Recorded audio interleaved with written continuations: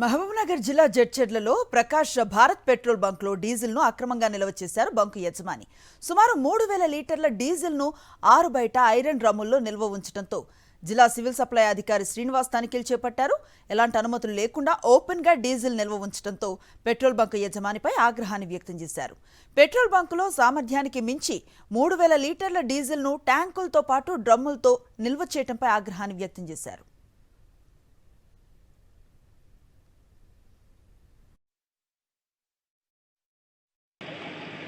నాగసాల విలేజ్లో ఉన్న Prakash filling station Bharat petrol పంపులో బయట పెట్రోల్ పంపు ప్రెమిసెస్లో ఓపెన్ స్పేస్లో ఒక 5 డ్రమ్ములు ప్లస్ ఒక సింటెక్స్ వాటర్ ట్యాంక్ అందులో డీజిల్ నిల్వ చేసిందని చెప్పి సమాచారం వచ్చింది.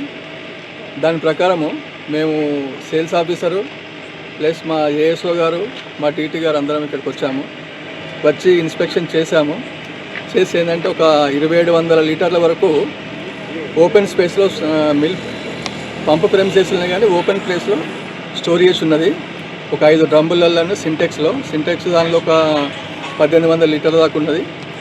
ఇది ఒక 600 చిల్లర ఉన్నది. మొత్తము ఒక 2700 లీటర్లు అది స్టోర్ చేసి ఉన్నది.